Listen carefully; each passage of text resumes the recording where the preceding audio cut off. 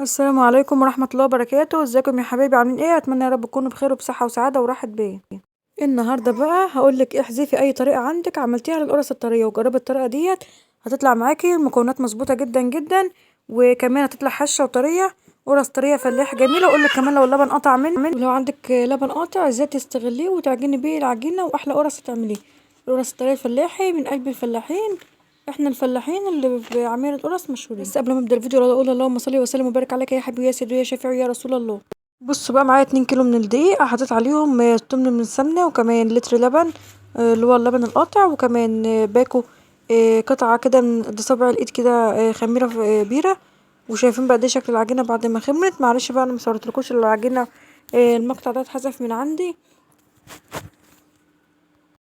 اكتب لكم المقادير في صندوق الوصف. اول حاجه بحط اللبن، السمنه ارب فيها شويه، وبعدين احط اللبن، وبعدين رشه من الملح، وكمان حطيت اللهم صل على النبي شويه كده من الخميره، وباكو فانيليا. وكمان الاتنين كيلو دي كنت نخلاهم كويس جدا، وحطيت عجنت العجينه لمده 10 دقايق. بعد ما سبتها غطيتها في قلب البطانيه كده على السير، خمرت خدت معايا ساعه. وبعد كده ده بقى شكل العجينه بعد ما خمر. اخدها بقى كده اكورها بقى. اول حاجه اهو مسكت العجينة كورتها كور صغيرة، هتسيبيها في الحل لحد ما تخمر وتضاعف حجمها. وبعد ما تضاعف حجمها باخدها كورة كور صغيرة كده زي ما انتوا كده شايفين.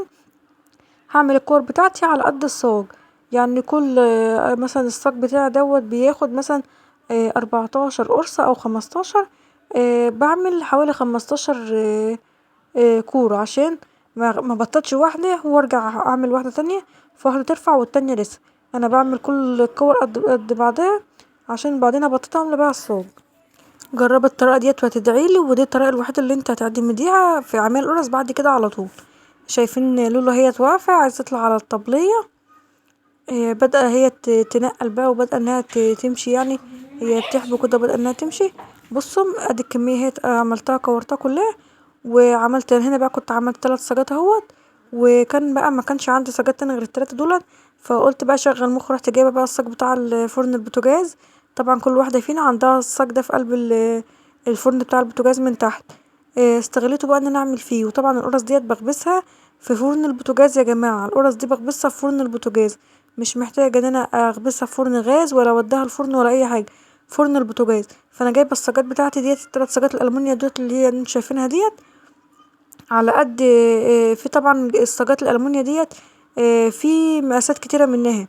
فانا جايباها على قد الفرن بتاع البوتاجاز بتاعي. فالفرن البوتاجاز بتاعي كبير زي ما انتوا شايفين، فانا جايبه الثلاث صاجات دول.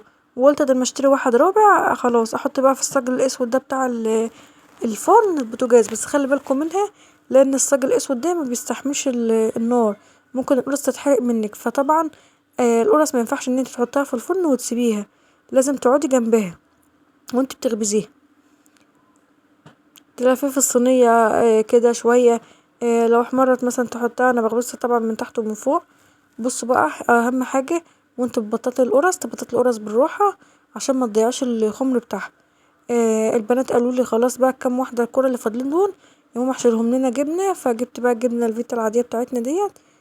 وهبططها اهوت على شكل برضو دائري كده، وبعدين اخد معلقة جبنة احطها فيها، وبعدين ابدأ اتنيها على شكل نص دايرة، وهضفرها كده بايدي عشان الجبنة ما تطلعش، ما تسيح ما تطلعش برا القرص.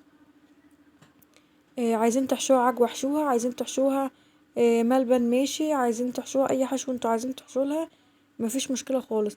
انا كمان بحشيها بطاطس، بحشيها لانشون، بحشيها لحمة معصجة، مفيش مشكلة. هسيبها بقى لمدة ساعة او ساعة ونص تخمر. انا قلت بقى لما تخمر، كان عندي بقى ايه شوية المانجا دولت كنت جايباهم، فقلت بقى ايه اقعد بقى اقشر المانجا كده واخزنها على ما القرص بتاعتي ترفع. استغل اي وقت موجود عندك عشان تنجزي وتكسبي وقت، بدل ما اقعد استنى ساعة ما اعملش فيها حاجة واستنى القرص على ما ترفع عشان اخبزها. لا، هبدأ بقى اقشر المانجا بتاعتي ديت. انا غسلتها اهوت في مية، وهبدأ اقشرها كده بالراحة كده عشان ايه ما تجرش على القشرة. وبعد بقى ما قشرتها، المانجا ديت نوعها ايه؟ المانجا ديت نوعها زبدية. انا بصراحة ما بخزنش الا الزبدية، بتبقى كويسة جدا. لما تيجي تضربها في الخلاط هي بتبقى ايه يعني مزة شوية، بتنفع للعصير. وبعد ما قشرتهم بقى هبدأ اخرطهم بقى كده مكعبات كده، احمدي كده كله بالايد كده زي ما انتوا كده شايفين.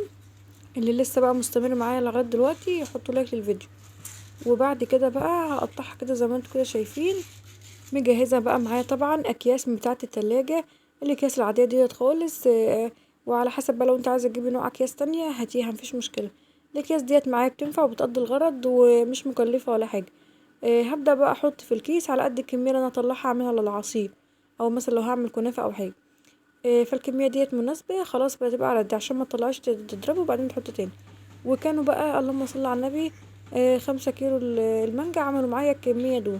1 2 3 4 5 6 7 8، حوالي 8 اكياس. هحطهم بقى دلوقتي في الفريزر. وبص على القرص. القرص اهيت كانت خلاص رفعت معايا بالشكل ده.